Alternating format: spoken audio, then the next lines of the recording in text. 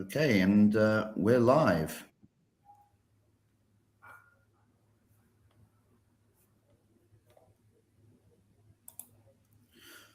Okay, Rafael, over to you, or Ricardo. Anna is going to start. Okay, Ana. Okay. Ok, I don't know. Já vou mandar para português. Me deu um bug aqui, tá, gente? Perdão. Vamos lá. Bom, primeiramente, queria agradecer vocês, agradecer a todo mundo por participarem desse workshop hoje, agradecer os organizadores, os patrocinadores. Eu queria começar aqui pedindo pro Plínio, nosso querido Plínio da MJL, falar um pouquinho com a gente sobre o panorama regulatório, especialmente quando a gente fala de prevenção à lavagem de dinheiro, integridade, e talvez um pouco do panorama regulatório que a gente vive hoje. Boa tarde a todos.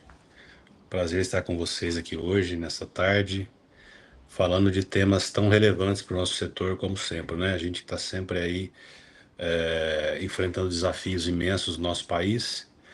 E nesse momento coube a mim essa breve fala introdutória sobre os principais pontos da regulamentação, sobretudo sobre os eixos escolhidos para a nossa conversa de hoje.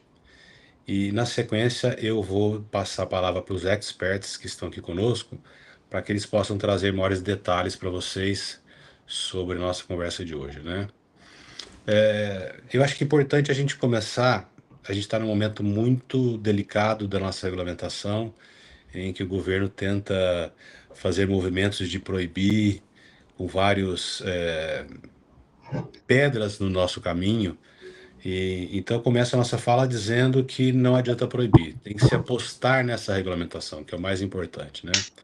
Essa aposta nessa regulamentação, é importante dizer, que ela já foi feita pelos operadores, né? Quando os operadores acreditarem em nosso país e concordarem em pagar os 30 milhões para obterem suas licenças, eles apostaram no nosso país, apostaram na segurança jurídica que nós temos aqui. Então, cabe agora ao nosso país, ao executivo, ao legislativo, também apostar nessa regulamentação, né? Apostar que vai dar certo, dar condições para a Secretaria de Prêmios e Apostas fazer seu trabalho.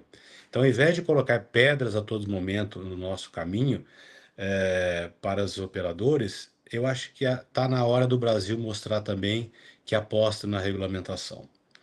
Essa regulamentação, como todos nós sabemos, ela começou lá em 2018 com a 13756 e aperfeiçoou-se em 2024 com a 13759, com a lei, que ela trouxe as diretrizes principais para que a IASPA criada pudesse regulamentar com muito detalhe, com muito cuidado esse mercado, essa regulamentação.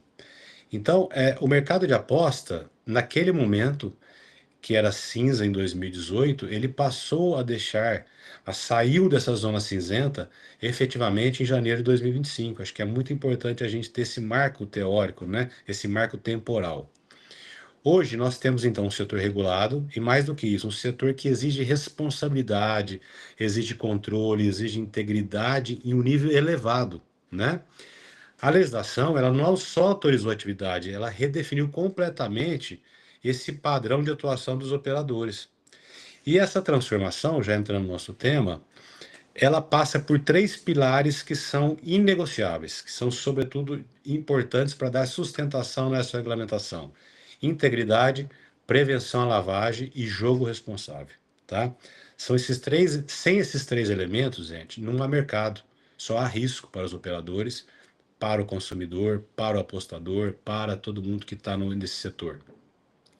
Então vamos falar um pouquinho, depois, lembrando que depois os experts vão falar em detalhes, eu vou fazer só uma pequena passagem, tá? Primeiro pilar, integridade, é o ponto de partida, né? Sem integridade não existe confiança, e sem confiança o mercado simplesmente não se sustenta. A regulação brasileira, ela exige sistemas auditáveis, certificados e monitorados em tempo real. Mas o ponto central que eu gosto de destacar é outro. O operador, ele deixou de ser aquele sujeito inerte. Hoje ele tem que agir, ele tem que fazer mais. Se surge um padrão anormal de apostas, especialmente em eventos de menor visibilidade, isso não pode ser ignorado. Isso pode ser manipulação, isso pode ter falhas de sistema. E nesse momento, então a pergunta já não é mais para o operador. É problema seu? Não, não, não, não, não. A pergunta é o que você, operador, fez para evitar, né? Então, assim, a gente está mudando de paradigmas. Nós estamos aí com mais de um ano de regulamentação, mas é importante a gente sempre frisar esses pontos nevrálgicos, né? O operador tem que ser ativo, ele tem que estar à frente, buscando sair na frente, né? A omissão também é risco, isso que é importante. No pilar lavagem de dinheiro, o risco é um risco invisível. Depois vocês vão ver também aí.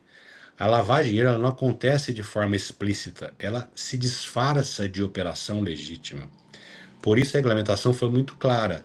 O operador passa a ser uma linha de defesa do sistema financeiro, né? Ele está ali para realmente identificar, combater e notificar. Ele tem que identificar o cliente, monitorar comportamento, rastrear recurso. Tudo isso deixou de ser boa prática, é obrigação do operador.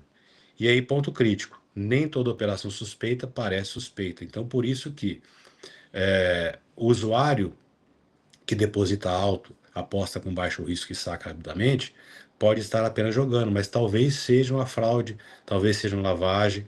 Então, é muito importante o operador ter ciência do comportamento e enxergar esse padrão. Isso que é mais importante, porque o custo não é agir, não é agir sem o respeito relatório. Esse custo é reputacional, é institucional. O outro pilar e o terceiro é o jogo responsável, importantíssimo, gente. O terceiro pilar é onde se realmente testa de verdade a regulamentação.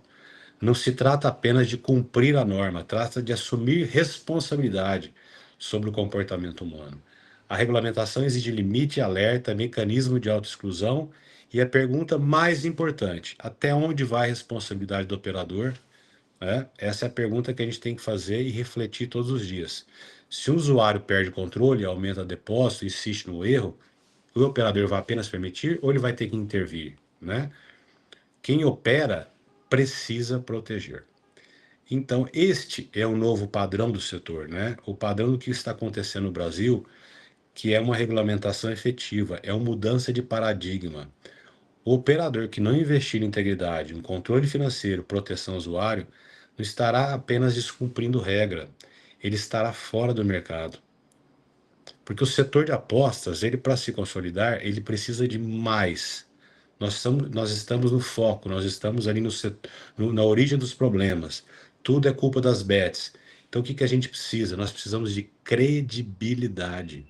E a credibilidade não se declara, ela se constrói todos os dias com decisão, com controle, com responsabilidade.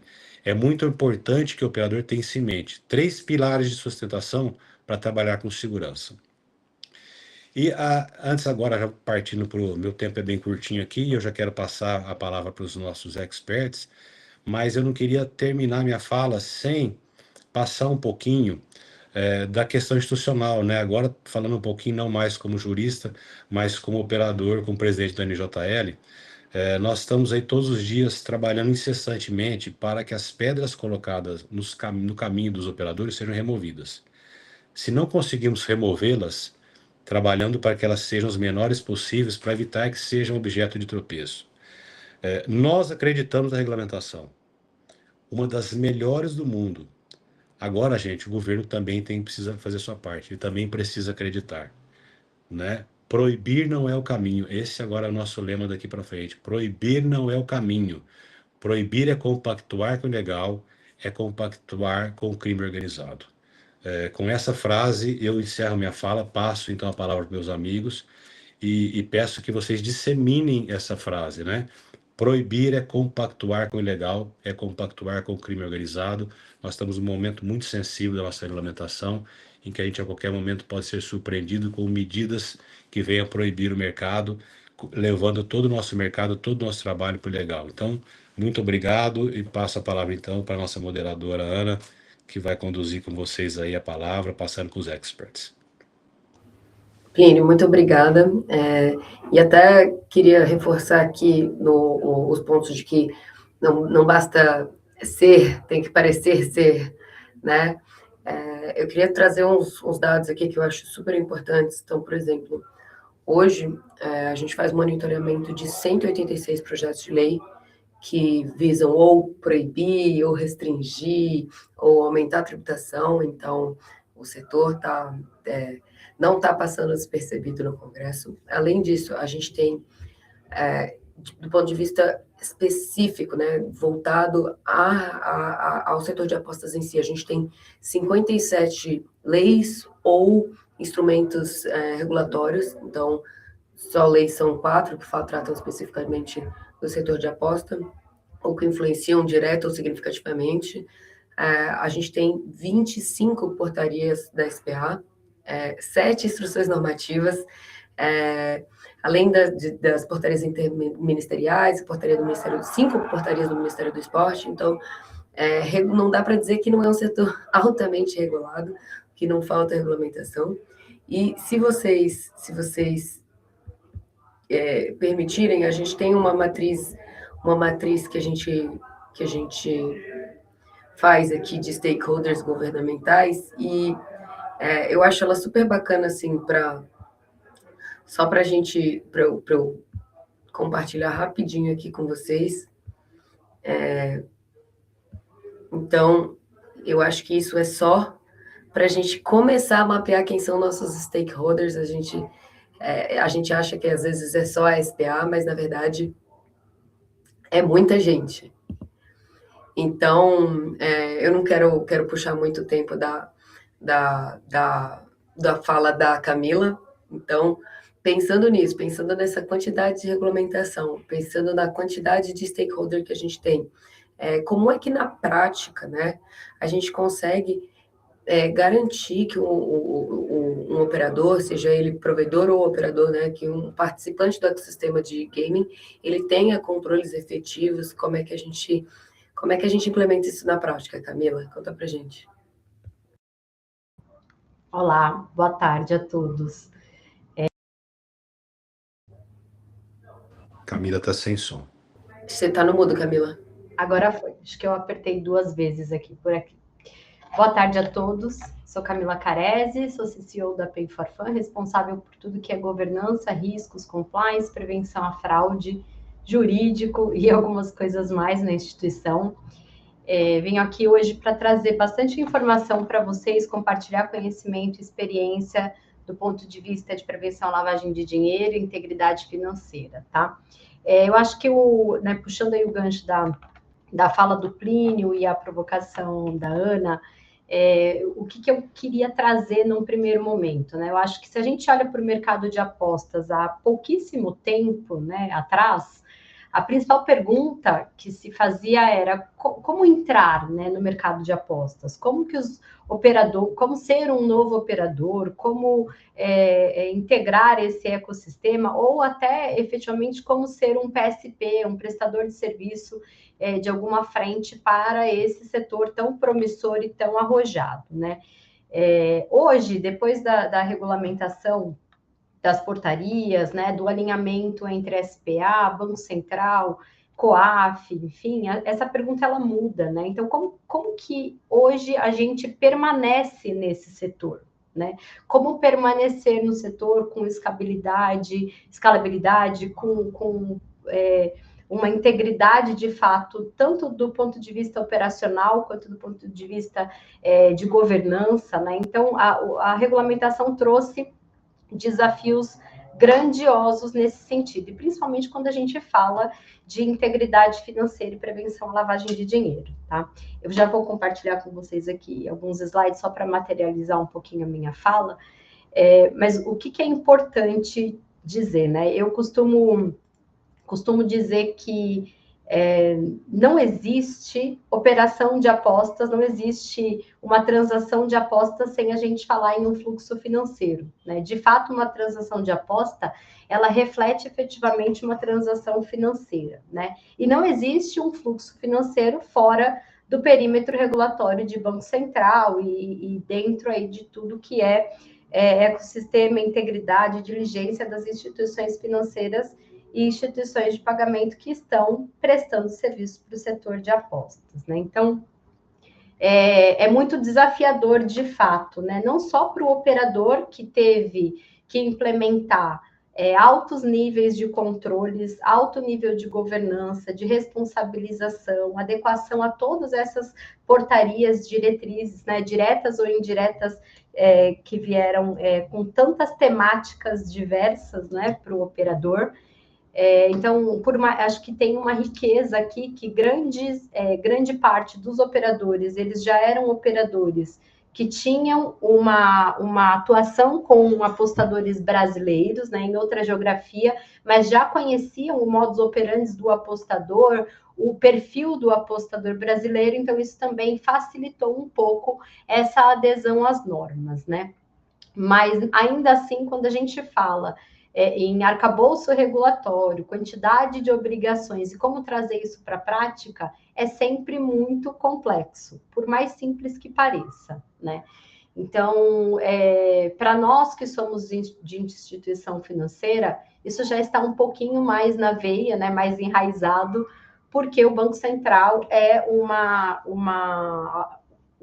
figura muito importante, né, e muito relevante como regulador, exigindo da gente essa integridade financeira e a prevenção à lavagem de dinheiro de forma efetiva.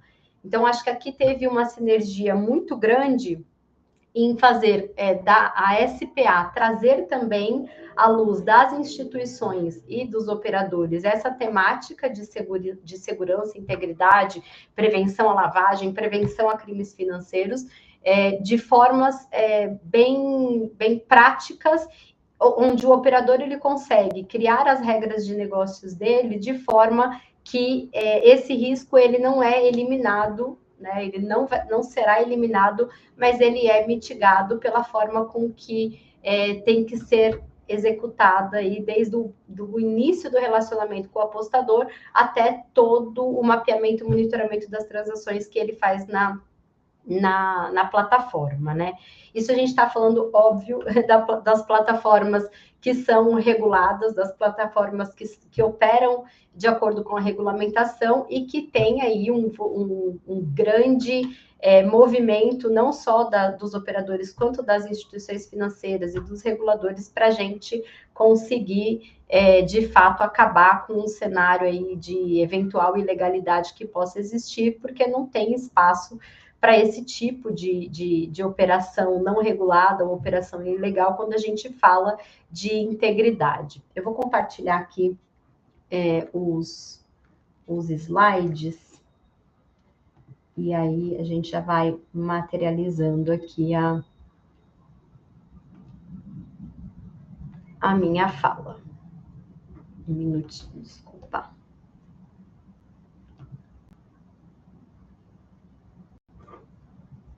Todos estão enxergando já, né?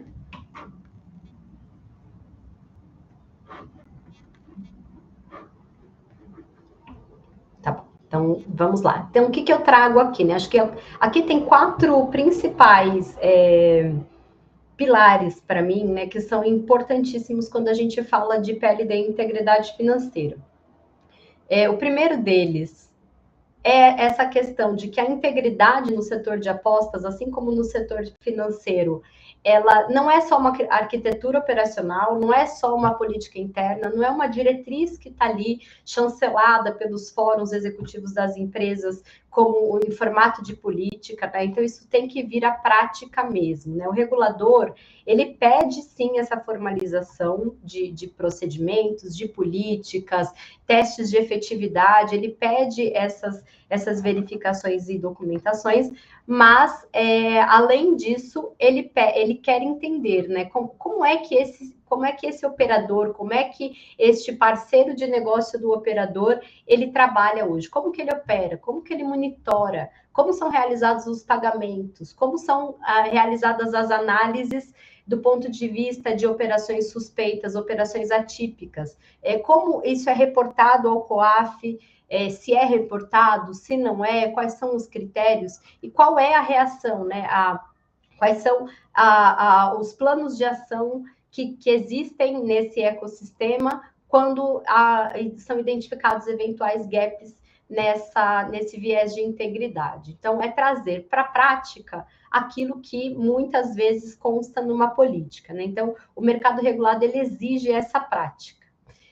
Outro critério, outra consideração relevante, PLD e o QIC não são camadas isoladas de controle, né? A regulamentação reforça que é necessário a identificação do apostador, conta de mesma titularidade como origem e destino dos recursos, restrições operacionais, limites para mitigação de fraude, lavagem de dinheiro, uso indevido da conta, né? Então, o risco da operação, ele nasce no desenho da jornada do cliente, né? E no desenho da jornada financeira.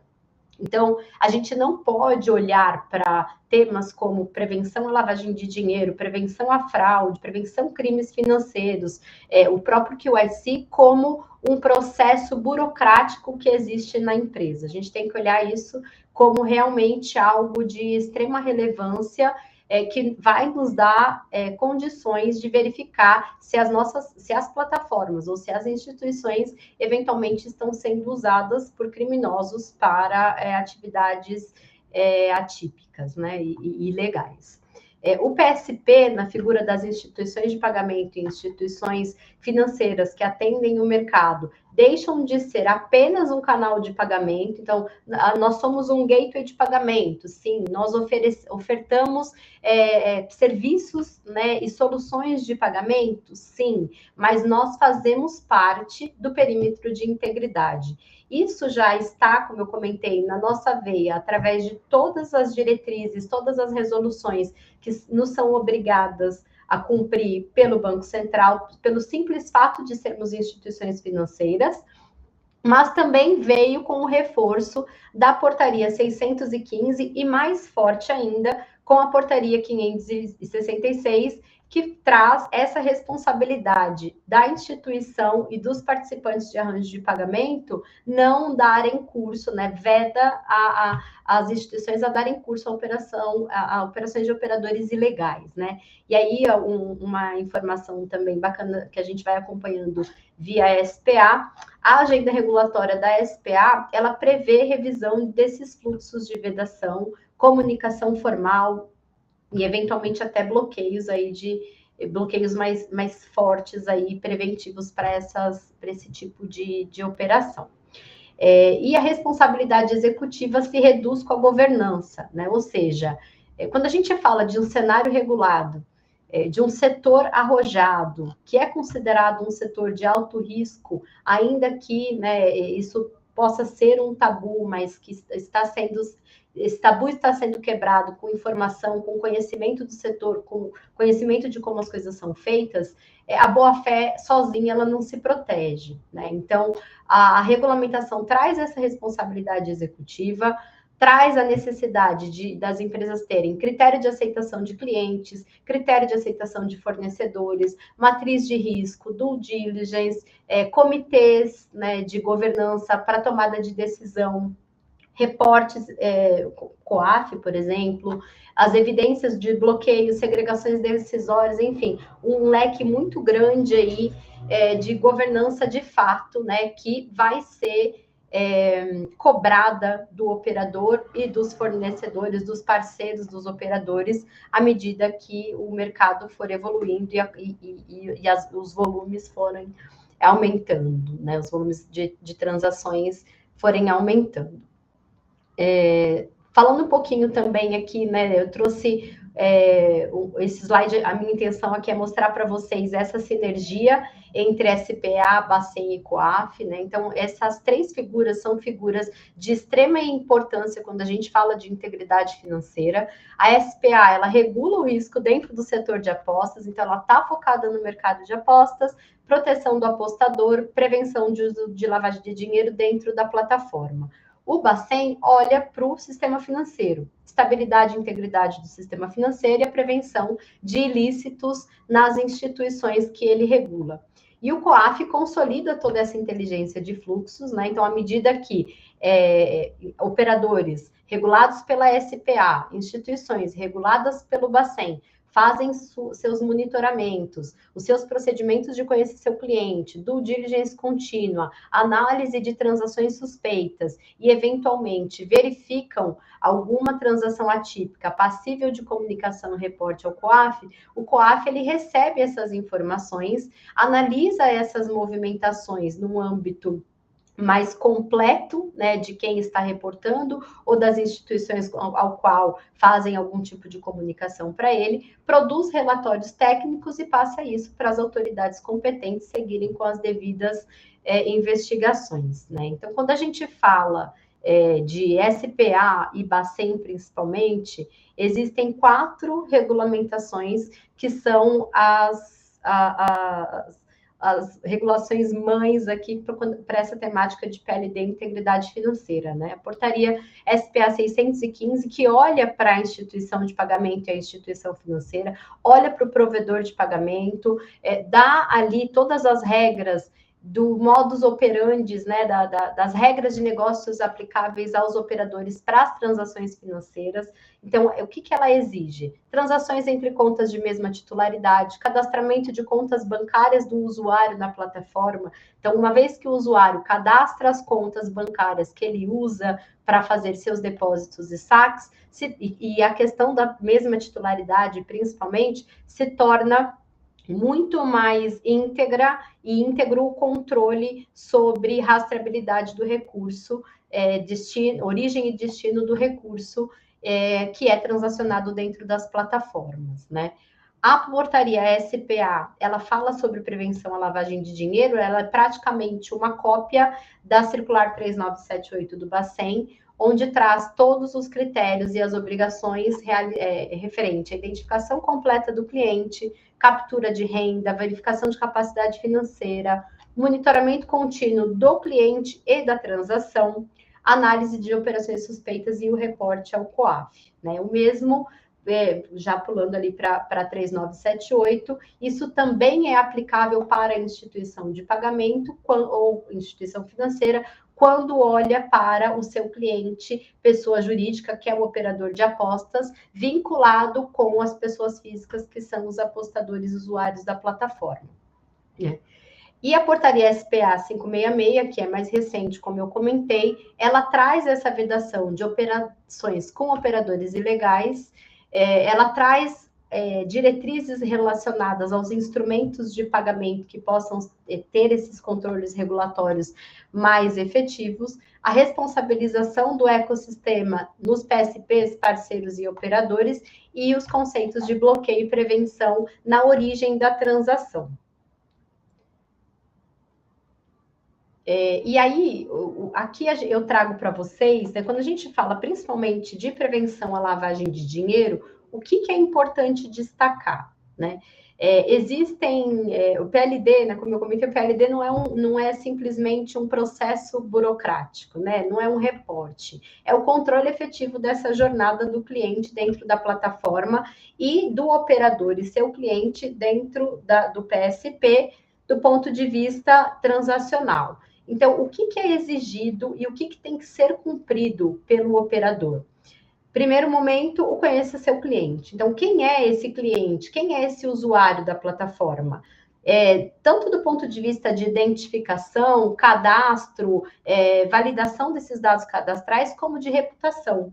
Esse usuário, esse cliente, ele é alguém vinculado a um crime organizado? Ele é uma pessoa politicamente exposta? Ele é uma pessoa que tem algum tipo de envolvimento com crime vinculado à lavagem de dinheiro, né? Então, saber quem é esse cliente, tomar a decisão sobre ele no momento em que ele faz as primeiras operações na plataforma é de extrema relevância para que seja tomada a efetiva decisão do ponto de vista de governança sobre o que vamos fazer com ele.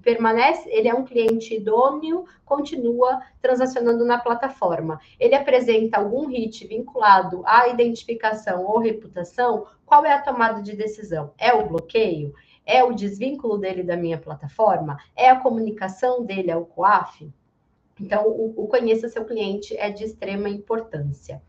O segundo momento é quando a gente fala do transacional, o depósito, a aposta e o saque. Por quê? Porque numa plataforma de apostas, esse é o comportamento esperado do cliente da plataforma, que ele coloque o seu recurso vindo de uma conta bancária em sua conta gráfica na plataforma, use esse recurso para realizar apostas e, ganhando, ele faça os seus saques. Não utilizando totalmente esses recursos, que ele faça os seus saques.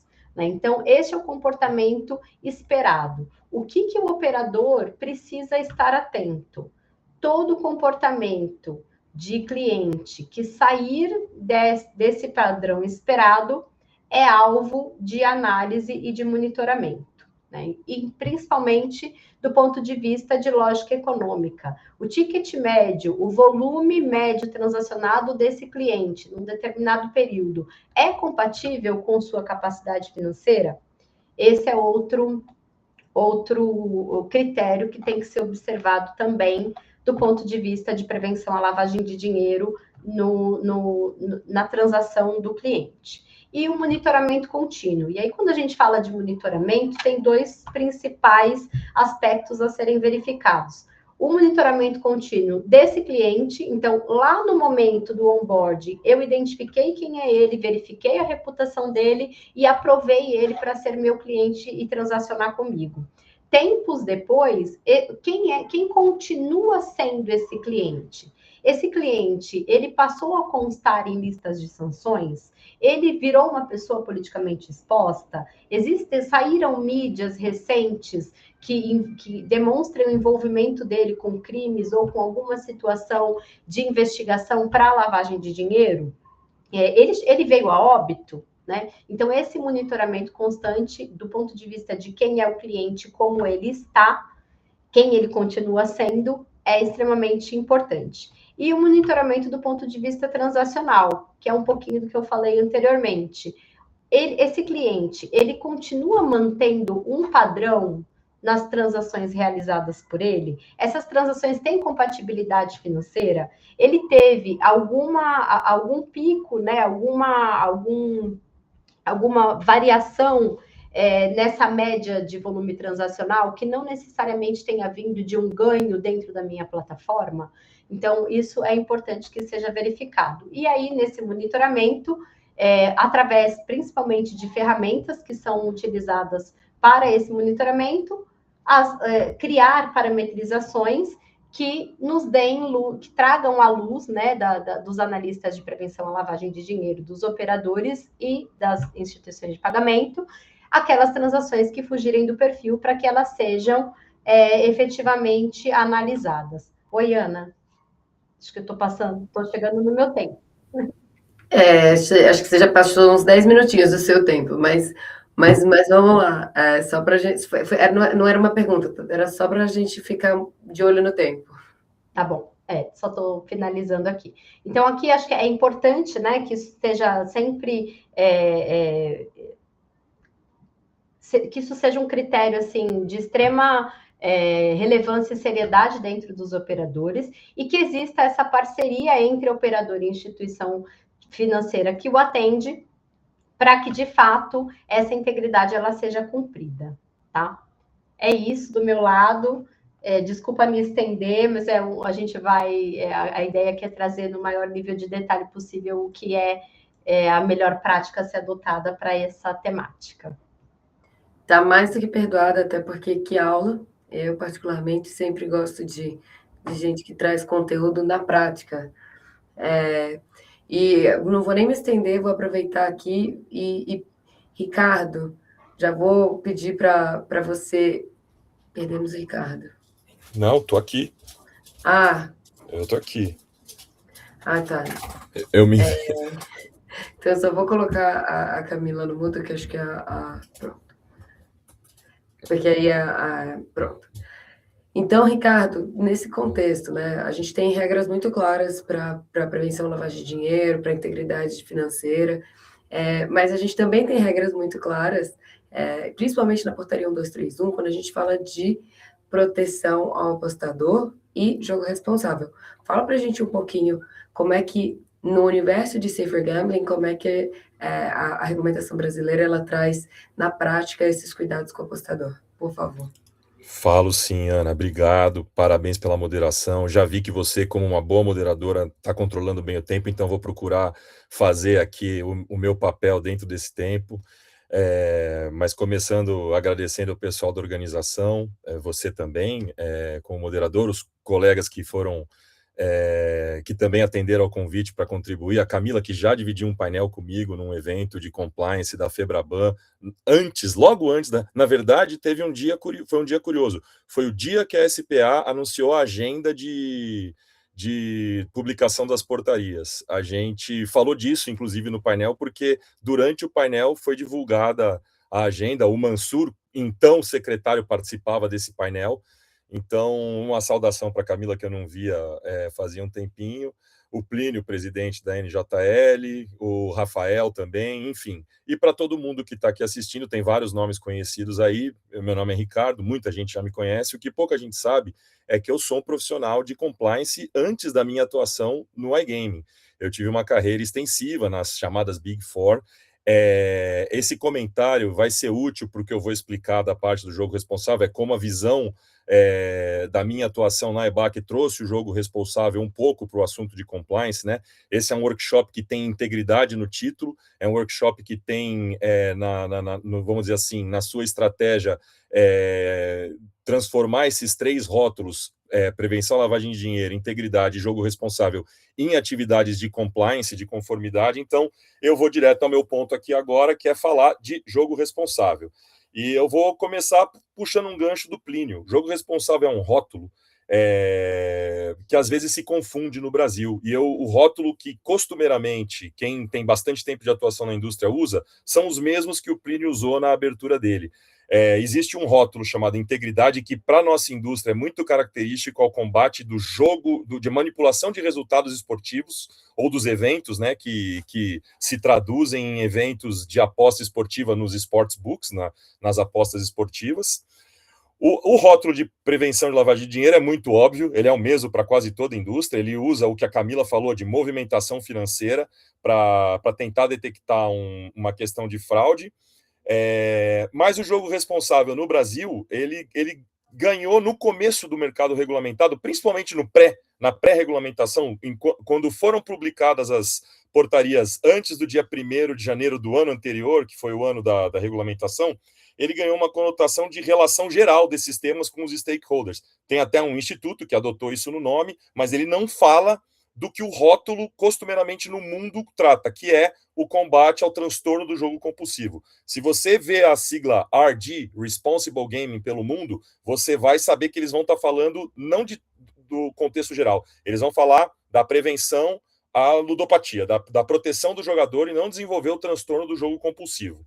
Então, nesse painel, Ana e todos os demais, eu vou escolher a definição da portaria. A gente teve uma portaria disso que você citou, Ana, a 1231, ela é deste tema, ela se atém a esse rótulo, ela fala sobre a proteção do jogador não desenvolver o transtorno do jogo compulsivo. Então, rótulos à parte, eu vou por aí. Eu vou, então, trazer aqui vou compartilhar minha tela para trazer um material. Parte dos requerimentos dessa portaria é que a alta administração e os funcionários de todo operador sejam formalmente treinados nos preceitos do jogo responsável. Então, esse material que eu trago aqui é parte deste treinamento que a gente faz no onboarding da EBAC, mas, óbvio, eu enxuguei ele só para trazer as principais mensagens do conceito. Vou procurar aqui também não falar tanto de uma atividade de trabalho ou de uma prestação de serviço. Eu vou falar mais do contexto inserido, do conceito inserido na elaboração, na preparação desse trabalho e como ele se traduz para uma atividade de compliance. Então, vamos lá. Eu vou começar aqui. E acho que deu certo, pelo menos aqui no meu monitor deu certo, né? Como eu disse, e os slides são mais um apoio para o meu discurso, eu não me preocupo em ninguém ler tudo, até porque eu trago para ilustrar extratos da própria portaria. Esse é um extrato direto do texto da portaria, não é nem redigitado, ele é copiado e colado, com a mesma estrutura de alíneas, incisos e parágrafos e artigos Então vamos lá, o artigo 1 é o cabeçalho, essa portaria se destina a isso, o artigo 2 é o das definições, e logo no ensino 1 ele define o que é jogo responsável. E eu uso muito isso daí nesse treinamento, porque a definição de jogo responsável carrega aqui uma parte que eu vou destacar, que é o conjunto de regras, práticas e atividades voltadas para, e aí em duas alíneas ele explica o que ele quer. A saúde da exploração e promoção da atividade, né? E na letra B, a prevenção dos malefícios, que também tem dos quatro índices, 3 deles falam de saúde. Então, nós temos lá o chefe da divisão de psiquiatria e psicologia, psicoeducação, a gente chama na EBAC, ele fala que a portaria 1231 é quase que um tratado de saúde mental, e é verdade. Se você pega por esse slide, a definição de jogo responsável leva a saúde nas 2 definições principais. Mas eu destaco essa daqui, porque eu vou falar de compliance aqui para vocês. E essa situação de conjunto de regras, práticas e atividades, nesse treinamento, vamos dizer assim, eu uso como um gancho para um momento futuro da apresentação, mas aqui eu vou economizar esse gancho e já vou direto para ele, porque a gente não tem muito tempo, né? Eu vou direto para uma definição de controles internos do COSO. O COSO é um comitê privado, é uma entidade privada, é um comitê de padronização da linguagem de tudo que governa os trabalhos de gestão de riscos. É ele que, vamos dizer assim, padronizou a linguagem de controles internos, e a linguagem de controle interno do COSO a definição é conjunto de regras, práticas e atividades que buscam proporcionar uma eficácia de administração de recursos, um cumprimento de regras, uma mitigação de riscos. Eu uso isso para mostrar que, para o olho técnico de um profissional de compliance ou para alguém que tem experiência em compliance, o texto normativo da portaria de jogo responsável é muito parecido com os textos de risk management, de gestão de riscos. Ou seja, o que ela diz lá que precisa ser feito para tratar do jogo responsável é a mesma definição, os mesmos vocábulos que o COSO usa para definir controles internos. Então, é sim uma gestão de risco feita por elementos de controle interno. Vou para um outro exemplo. O artigo 3, que é o mais importante, ele diz qual é o dever do operador. Então, lá no artigo 2, no slide que eu mostrei, ele define o que é jogo responsável, aqui ele define o que o operador tem que fazer para estar ok quanto à sua gestão do jogo responsável. E é curioso, porque apesar desse ser o básico da portaria, é daqui que ela extrapola e explora em todos os outros artigos e parágrafos esses 4 blocos de pensamento. Eu destaco os 4 blocos de pensamento. O primeiro é atuar com diligência no seu sistema. Aqui estão os pontos de controle que você tem que implementar, né? No sistema e nas ações de publicidade. Então, são os elementos que você tem que implementar lá na plataforma, no site, que é o front-end, né? Na plataforma, que é o back-end, e no jeito que você faz publicidade. Aqui, então, estão as atividades de controle principais. É o que você tem que fazer de colocar limite, o botão de limite, o botão da exclusão, fazer propaganda de uma certa maneira, evitar certos termos, evitar certa abordagem. Então, aquilo que no compliance a gente traduz como atividade de controle, se insere mais nesse primeiro bloco. Os outros 3, ou seja, 75% da definição do que o operador tem que fazer, 3/4 do que o operador tem que fazer, tem a ver com a postura dele perante a sociedade e a comunicação disso no meio empresarial. Você vê aqui que o item 2, o inciso 2, é fazer campanha para a sociedade em geral, inclusive o público vulnerável, para falar sobre os riscos da atividade. Então, assim, são campanhas para a sociedade em geral, para as pessoas que, inclusive, são aquelas que a gente tem medo de oferecer uma aposta. Ou seja, é uma obrigação do operador falar disso para o público, falar dos riscos, falar de como isso é gerenciado, falar que isso daí não é um problema tão feio quanto se pinta quando a opinião pública ataca esse setor. Isso tudo é o inciso 2. O inciso 3 é comunicação com a sua própria base. Então, assim, esses já são meus clientes. Eu tenho que ter uma comunicação constante com eles, e o termo é comunicação, para falar, olha, você está começando a jogar muito forte, você está começando a desenvolver aqui um perfil que pode ser de risco. Então, nesse 3 é o que ela faz em termos de postura com a sua própria base. Então, o 2 é para a sociedade em geral, e não necessariamente público que vai se tornar jogador, tanto que só na letra B ela fala consumidor em potencial. A letra A é quem não vai ser consumidor mesmo, é falar com idosos e crianças sobre o problema, é tirar o tabu. Né? Uma outra coisa que o Cristiano, meu sócio na EBAC, fala muito a gente tem que tratar o nosso setor como inserido em um ambiente adulto.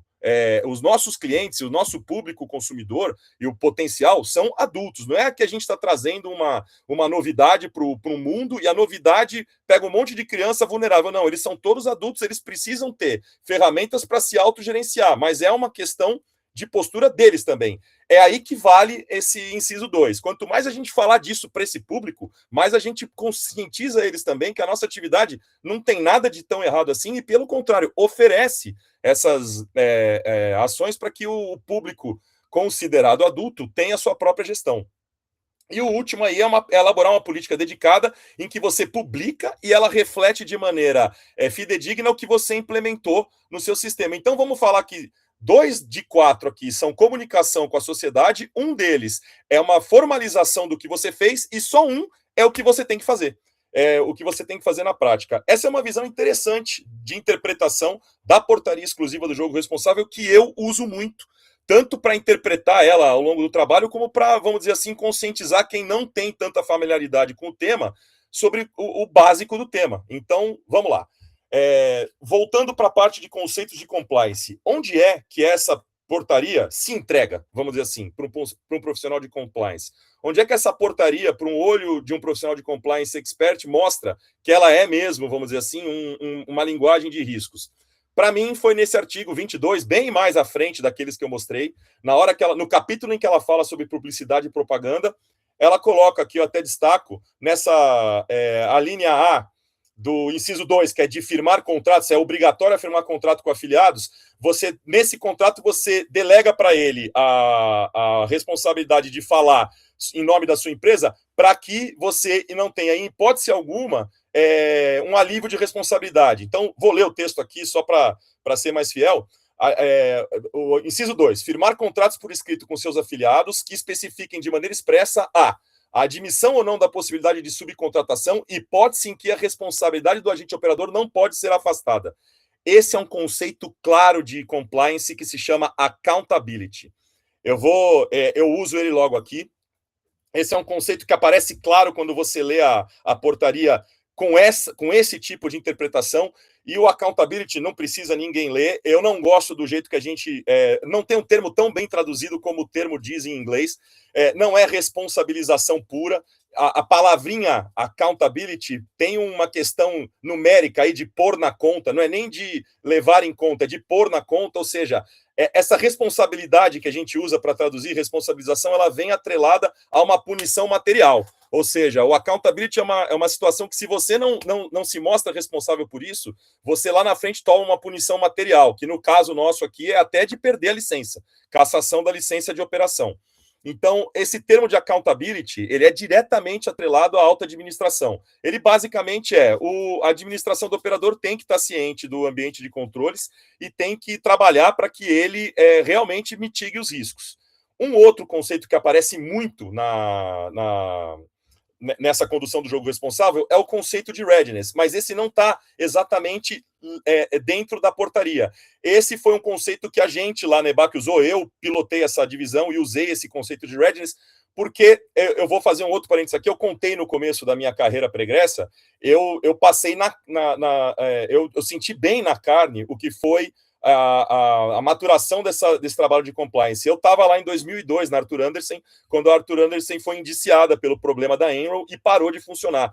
A gente diz, eu e meus colegas, que se não tivesse o problema, eu estaria trabalhando lá até hoje, porque a empresa era maravilhosa. Mas ela teve que parar de operar no mundo. Aqui no Brasil foi integrada a Deloitte. Eu virei um profissional da Deloitte de um mês para o outro, eu e todos os meus colegas. E o que aconteceu foi, por causa da habilidade com a língua, no ano seguinte, em 2003, a Deloitte chamou um grupo de profissionais e falou: olha, nós estamos levando vocês lá para o escritório central porque apareceu uma lei lá de 2 senadores, chamada Sarbanes-Oxley, o sobrenome dos 2 senadores, e isso daí vai refletir no nosso trabalho diretamente, que nós vamos precisar fazer uma preparação de controles internos de todas as empresas listadas em bolsas para mostrar para o público. Por quê? Porque o accountability, o conceito passado, foi o mais atacado no processo da Enroll. Os dirigentes da Enroll simplesmente falaram: olha, eu não sabia o que estava acontecendo na minha empresa. O meu gerente financeiro estava fazendo besteira e eu não sabia. E isso agora, o compliance mudou muito para nunca mais isso acontecer. Então, quando a gente vê aquela frase na portaria sobre accountability nos contratos com os afiliados, é porque nunca mais a alta administração vai poder falar: não sabia que aquele afiliado estava falando de enriquecimento fácil da minha marca e eu não posso fazer nada. Não, você era obrigado a ter um contrato e se você não tem, você já falhou. Você já falhou no item de compliance. E se você tem, você construiu matematicamente o caminho para a sua accountability. E o trabalho de readiness foi o que a gente fez, foi parido, vamos dizer assim, naquela época da Sarbanes-Oxley, que foi chegar nas empresas e fazer toda uma documentação dos controles internos para que a alta administração pudesse assinar e falar: olha, estou ciente e a minha situação é essa. E a última frase desse slide é a mais importante. O objetivo não é estar em conformidade no dia D. E qual é o dia D? O dia que passa um fiscal. O dia que vem uma fiscalização externa. O objetivo é você estar gerenciado, é mostrar que você tem um ambiente de controle robusto e que o que você tem de gap é conhecido e está sendo gerenciado e com programa de implementação futura. Isso é de uma riqueza enorme em conceitos de compliance, porque ele evita que qualquer fiscal diga que você, levando de novo para accountability, é despreparado em termos de implementação. Pelo contrário, até o seu gap documentado joga a favor da sua postura enquanto gestor de riscos nessa situação. Então, esses dois conceitos são usados. Eu gosto muito dessa figura, eu levo muito ela para treinamentos. Ela não é da nossa indústria, ela não é das portarias, ela é de trabalhos de compliance clássicos, né? Então, lá em cima, a alta administração é sempre a mais responsabilizada, e as linhas de defesa de um projeto de risco empresarial interno, ela leva, na primeira coluna aqui da esquerda, o management, né, os gestores, os diretores, quem está no negócio, eles também são responsáveis pela primeira implementação de controles. No meio, os setores de compliance, a diretoria de compliance, os profissionais de processos, controles internos de gestão de riscos. Uma auditoria interna que vai passar uma verificação, né? No caso aqui, por exemplo, eu estou muito acostumado com esse serviço, porque a EBAC acaba sendo uma auditoria interna terceirizada. Então, eu passo esse trabalho de readiness e faço a fiscalização antes de vir o ambiente externo, que é o fiscal, no nosso caso, é o fiscal da SPA, o regulador. Então, nessa figura aqui, é muito importante inserir como que a compliance está dentro do jogo responsável. E o instrumento, os riscos que a gente mitiga estão dentro desse framework, é o framework universal, era o modelo usado na Arthur Andersen, hoje ele é de propriedade da ICTS Sportivity, que comprou todo o material de Knowledge Space da Arthur Andersen na época, mas ele ainda é o que é usado em qualquer gestão de risco. Então, vamos supor que o que a Camila falou se insere nesse quadradinho de integrity, management fraud, employee fraud, third party fraud, o PLD está muito dentro desse quadradinho de fraude. E integrity é o título desse webinário, mas o jogo responsável é o de cima, é o de reputação. Tá lá, Stakeholder Relations, a Ana passou lá o quadro dela de stakeholder, é bastante gente nesse stake. E a Image and Branding, o jogo responsável, a gente fala lá na EBAC que é uma gestão de histórias, para não deixar a história ficar no ponto mais drástico e mais dramático. Então, um problema aqui vai direto na imagem, não só do operador, do setor inteiro. Tudo que a gente não quer é que a história chegue no ponto mais drástico, que alguém tire a vida porque estava viciado, e vai jogar muito contra nós todos. É uma luta diária interna no nosso trabalho para que as histórias graves sejam amortecidas e revertidas para não chegarem nesse ponto. Estou me encaminhando para o final.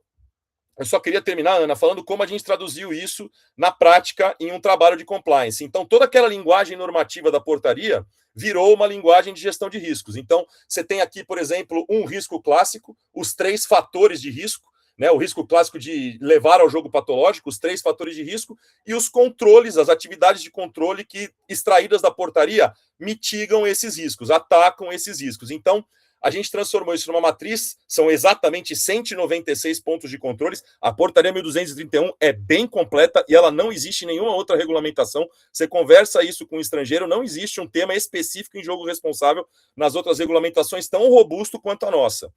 E a maioria do texto dela é curioso porque é dever do operador, 2 pontos, pum. Então, quando é dever do operador, é não negociável, tem que implementar. Então, são esses os itens que a gente transformou em controle, eles vão para essa matriz, que a gente usa de instrumento interno de medição. Profissionais de compliance vão reconhecer esse modus operandi de registrar a situação atual de controles internos. O que você tem implementado, ok, ganha um flag de status de totalmente implementado, e lógico, um comentário de situação atual. O que não está implementado vai gerar uma oportunidade de melhoria que é registrada num outro documento, que é o documento das recomendações que estão por serem implementadas. Lembrando do que eu falei, importantíssimo para você mostrar para o fiscal, inclusive que você reconhece as suas deficiências. O melhor disso tudo, nada disso é preenchido no bate-papo. O primeiro documento é um plano de testes, que é esse slide aqui. Então, nesse plano de testes tem uma coisa muito rica para mostrar para o trabalho de readiness. Aqui tem definição de amostra, definição de tamanho de amostra, definição a condução dos testes, se o teste foi substantivo, foi de observação, foi de reperformance de uma atividade, técnicas de auditoria. Por quê? Porque é isso que você mostra para o fiscal para mostrar que o seu ambiente já foi extensivamente testado e recebeu um parecer profissional de compliance sobre tudo que o jogo responsável, tudo que está na portaria do jogo responsável traduzido em controles. Então, primeira coisa que a gente faz são todos os testes, a conclusão dos testes leva para o preenchimento da matriz, e o que é gap, né, vamos dizer assim, o que é não conformidade, entra nesse documento, que esse documento, vamos dizer assim, é o ponto final para mostrar para uma fiscalização, olha, tudo que eu tenho implementado está aqui testado com as evidências. Isso que eu não tenho, eu tenho um plano de implementar daqui a, sei lá, 2, 3 meses, 6 meses. Às vezes esse plano envolve a troca de plataforma, que não é uma coisa simples, é uma coisa que envolve orçamento, vai acontecer no próximo semestre, você passou aqui para fiscalizar agora, eu estou te mostrando, então, meu ambiente aqui. Aquela frase que estava num dos slides, o importante não é que está zerado no dia D. Nenhum trabalho de risk management busca zerar o risco completamente, é quase impossível. Você mitiga fazendo um trabalho desse. Esse daqui vamos dizer assim, a abordagem de jogo responsável que a gente faz no dia a dia para trazer o jogo responsável para a ótica de compliance, é um vertical lá do trabalho da EBAC. Nós não temos ainda um selo como é o Sarbanes-Oxley, todas as empresas listadas em bolsa tem que ter, mas quem é parceiro da EBAC acaba ganhando o selo do CompuSafe, e tem uma coisa muito interessante, quase todo cliente meu novo contrata a EBAC e me pede o selo na mesma semana, e eu falo, não, o selo não é vendido nem dado, o selo é o fruto de um trabalho, é uma opinião profissional nossa, fruto de um trabalho, e só depois que eu faço tudo isso que eu mostrei para vocês, como, por exemplo, testar, concluir, organizar todos os gaps num plano, é que eles ganham o CompuSafe, que na ausência de um selo oficial é o que a gente usa para mostrar que aquela empresa, ela é parceira da EBAC, não porque ela nos contratou, mas porque ela já fez um trabalho auxiliado ou não pela gente, pode ser auxiliado pelo ambiente interno dela, mas ela já fez um trabalho de readiness que botou ela, vamos dizer assim, nos prumos para atender a portaria. Ana, essa é a visão. Eu não cronometrei exatamente, mas eu tentei falar rapidinho.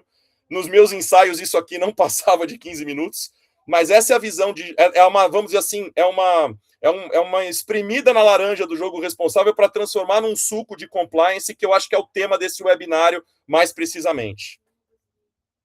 Fica tranquilo, Ricardo. É que eu tenho... Ser discreta não é meu forte. Então, eu levantei a mãozinha só para dar porque às vezes quando a gente está falando, a gente entra num flow e aí a gente se emociona, principalmente quando a gente sabe muito do que a gente está falando, como, por exemplo, você, como, por exemplo, a Camila, que sabe muito de PLD. Então, a minha intenção não era acelerar vocês, era só dar um ó.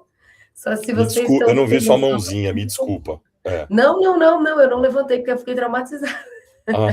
Atrapalhei o flow da Camila, mas foi ótimo. Aliás, não só uma, mas 2 aulas. Eu nem sabia que a EBAC fazia tanta coisa legal. O objetivo aqui não era falar tanto dela, eu até peço desculpas. Ela tem o vertical de acolhimento, mas ela tem esse vertical de compliance. Como o tema aqui era compliance do jogo responsável, foi o que eu trouxe para cá. Não, eu adorei, eu achei super importante, porque eu acho que ainda que as pessoas não usem uma ferramenta externa, elas têm que saber o que elas têm que fazer dentro de casa. Então, eu acho que mais que válido, muito importante. E aí, a missão glória ou inglória agora do Rafael Rafael, considerando tudo isso que a Camila falou, para evitar que a sua plataforma seja ferramenta de colocação, ocultação, integração de fraudadores em lavagem de dinheiro, para evitar que você não tenha os controles efetivos, né, em caso de fiscalização de jogo responsável. Como é que você, como operador, principalmente quando a gente fala ali da responsabilidade, né, que... Ficou no mudo. Ana. Voltei? Voltou, principalmente quando a gente fala de responsabilidade. De accountability, que o Ricardo trouxe o conceito de accountability muito bom. Como é que a gente evita aí a culpa em elegendo, culpa em vigilando? Conta pra gente um pouquinho, por favor. Boa. Bom, primeiramente, obrigado pelo convite. Eu tenho, acho que, 40 segundos para... mas, enfim, obrigado pelo convite. É um prazer estar ao lado de tanta gente especial. Ana, que eu já conhecia há certo tempo, mas Plínio, Ricardo e Camila, que conheço também muito bem o trabalho. Admiro o trabalho de todos aqui, acredito que são profissionais excelentes.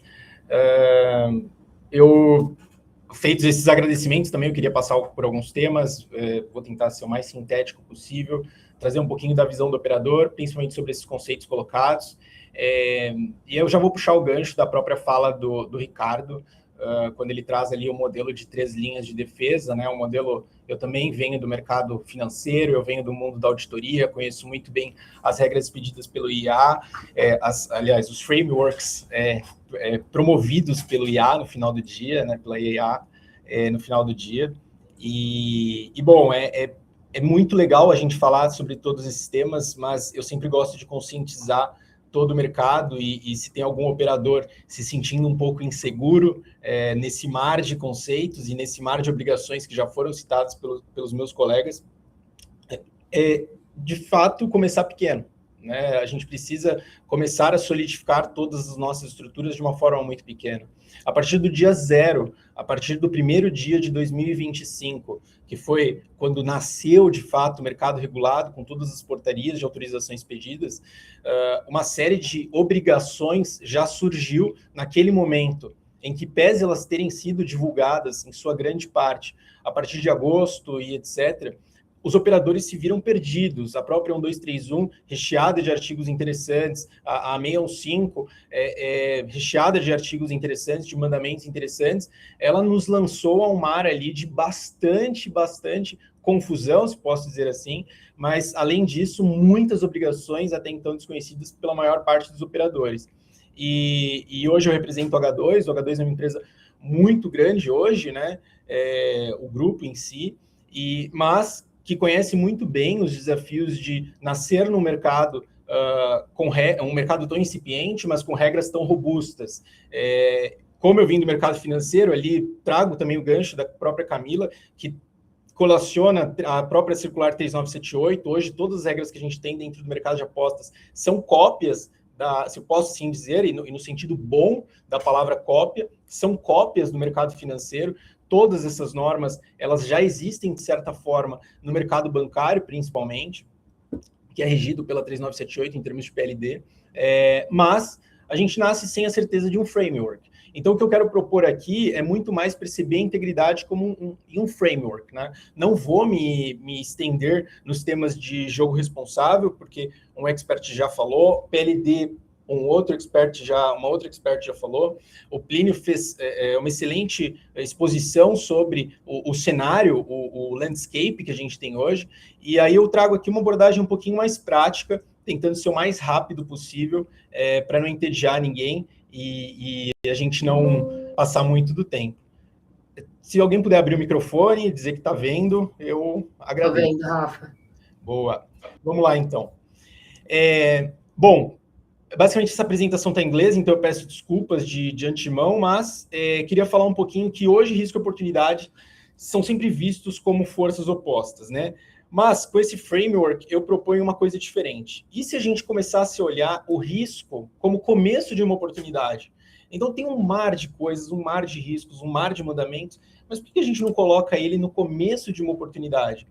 E se a regulamentação hoje do setor de apostas, que está sendo discutida aqui, pudesse ser o catalisador para isso tudo, para eu ter regras mais parrudas de proteção do jogador, para eu conseguir aproveitar essa oportunidade de fato que os riscos me dão e que a própria regulamentação me dá. E aqui eu trago uma filosofia, que é o core philosophy aqui do H2. É trabalhar em cima de dados. Tá? A gente sair dessa visão de uma regulamentação, de obrigação regulatória, e transformar o compliance em si numa vantagem competitiva. O próprio Ricardo, ele traz no discurso dele, ali no finalzinho, um selo, né, que a IBAC propôs, e o intuito do regulador olhar para esse selo vai ser sempre ter uma vantagem competitiva no final do dia. Garantir, sim, a conformidade, mas através dessa conformidade, adquirir uma vantagem competitiva no mercado e conseguir, de fato, se destacar de uma forma muito mais positiva. E eu trago aqui os dados como forma central da gente adotar essa filosofia de transformação, essa filosofia de obtenção de uma vantagem competitiva. E ao redor dos dados vão orbitar um crescimento mais sustentável, eficiência operacional, segurança e a própria confiança do consumidor, tá? Aqui a gente adota alguns pilares estratégicos que traduzem muito bem o modo como tentamos fazer o compliance virar vantagem competitiva e deixar de ser somente uma obrigação regulatória. Como que a gente faz a regulamentação, como que a gente faz a conformidade do negócio, alavancar o nosso negócio no final do dia, né? Todas as áreas de compliance, todos os profissionais que aqui estão trabalhando com compliance já escutaram ou já se sentiram parte da detração de resultado, já escutaram que prejudicam o resultado das empresas.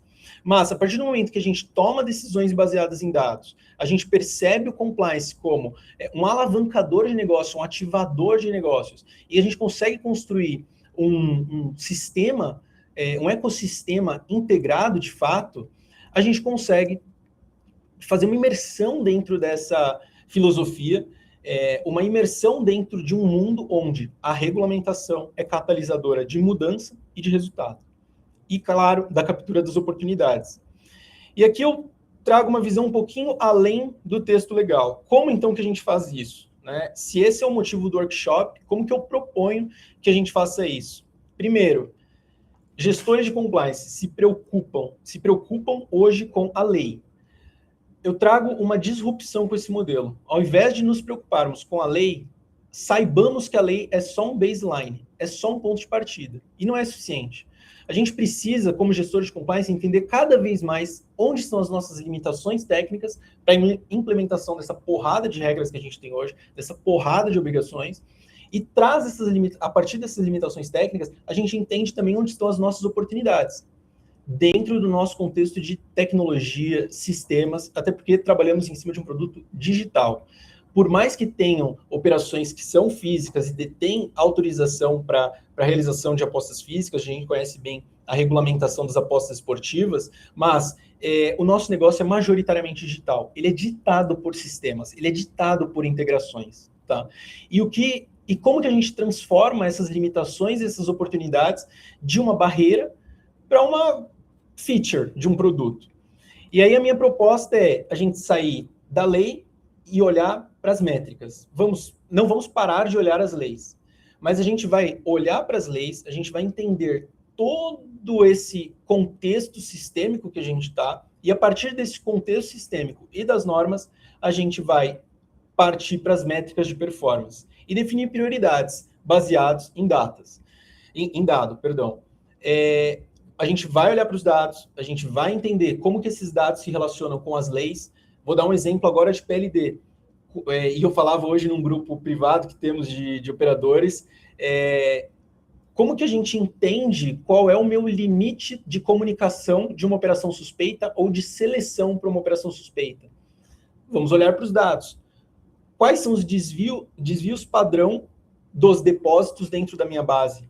Como que aquela operação que eu estou monitorando, ela parte para uma etapa de seleção a partir desses desvios padrão? Isso é olhar para dados, e a partir da nossa norma, a gente consegue enxergar os dados, e a partir desses dados, a gente parte para a terceira etapa. Vamos construir sistemas.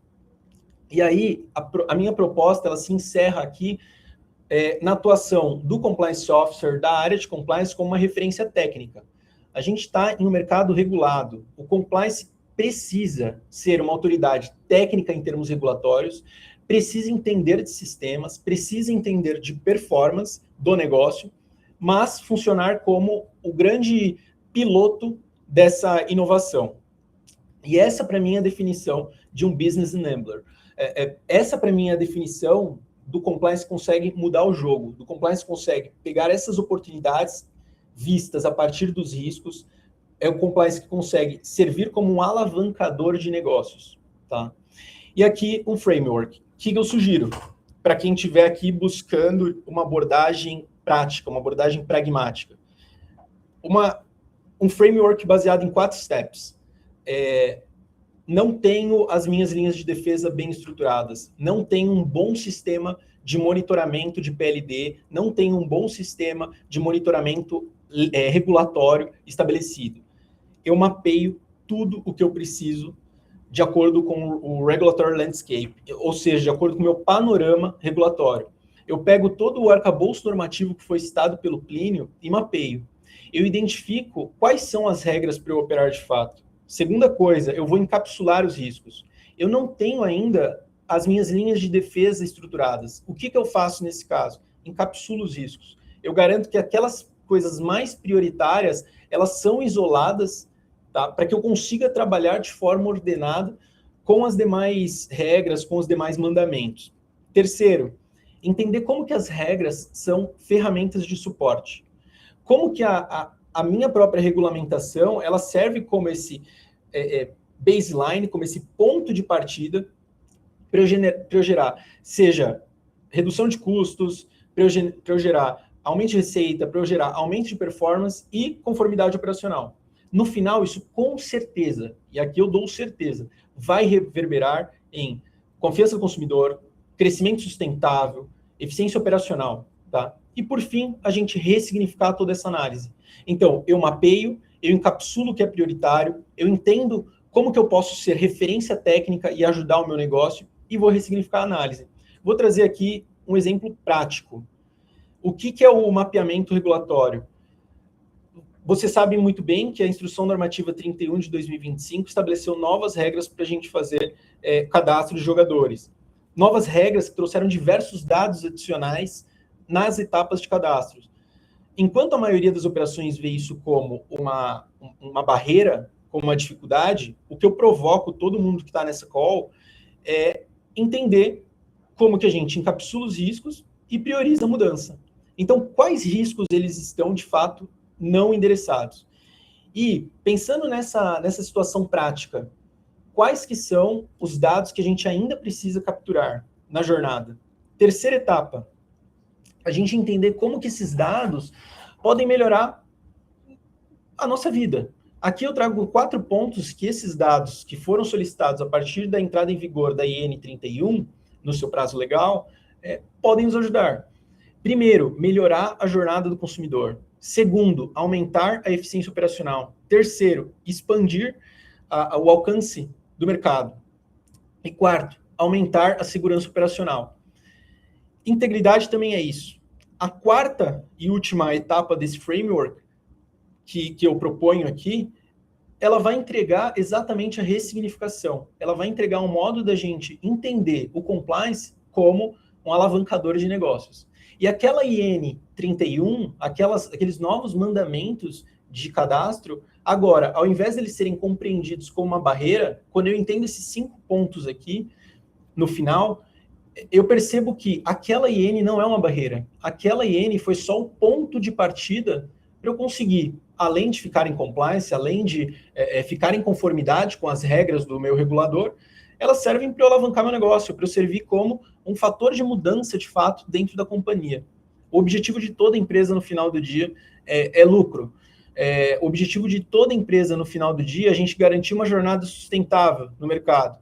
Então, o que eu proponho aqui e o que eu ressignifico essa norma, essa IN, agora eu consigo melhorar o meu endereçamento de ofertas, porque eu tenho mais dados do meu cliente.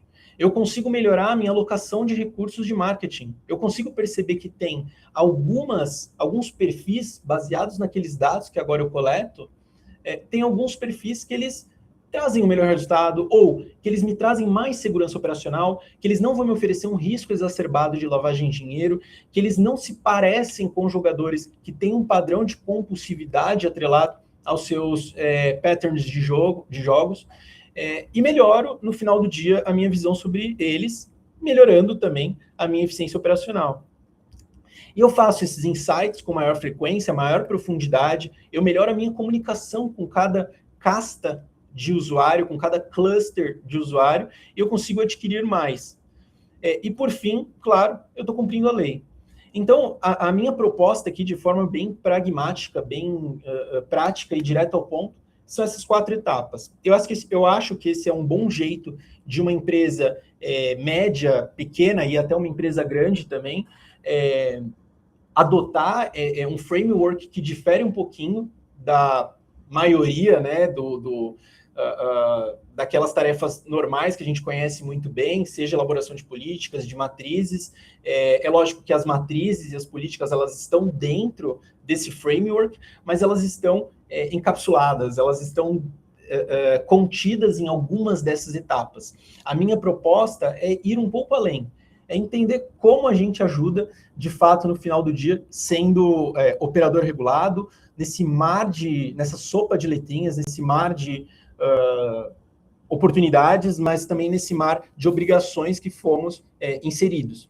Tá? É o que eu sugiro, é o modo como eu vejo a integridade 2.0, o compliance 2.0 trabalhando. Tá? E são as provocações que ficam aqui. Acho que deu tempo. Ana. Você só tinha 45 segundos, Rafa, você estourou. Bom, gente, só fera. Eu quero dizer que eu só tinha uma missão e eu quase falhei nela. Eu achei que 16 minutos, vamos bem. Mas me deram uma missão muito ingrata, porque botaram 3 feras para falar e falaram controla o tempo. Não, óbvio que eu ia falhar. Queria agradecer, gente, demais a Camila, o Ricardo e o Rafael. Eu, inclusive, vou propor aqui depois para a gente fazer uma parte 2, porque eu acho que essa aula de hoje aqui tinha que ter tido umas 2h30 para dar tempo de a gente passar por tudo, com mais calma. Eu espero que para o pessoal que acompanhou o call tenha sido super esclarecedor. Eu mesma achei incrível. Já vou sair daqui, ligar para o Ricardo, pedir orçamento, porque eu percebi que eu estou fazendo tudo errado. Então, gente, se alguém tiver alguma pergunta, a gente vai abrir para pergunta. Fiquem à vontade.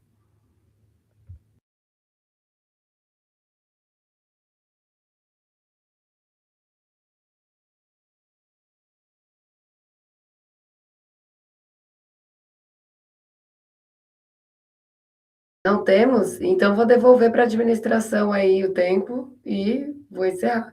Palavras finais, Rafael, Ricardo, Camila. Eu não sei se a gente vê as perguntas, a gente vê o pessoal aqui, mas não sei se é só eles abrirem o microfone, mas se alguém quiser perguntar alguma coisa mesmo depois, é fácil de me achar.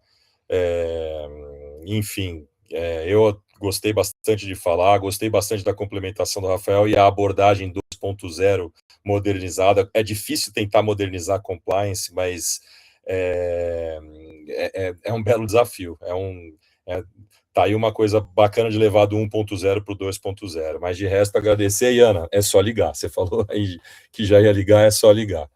Só foi me dando desespero enquanto você falava.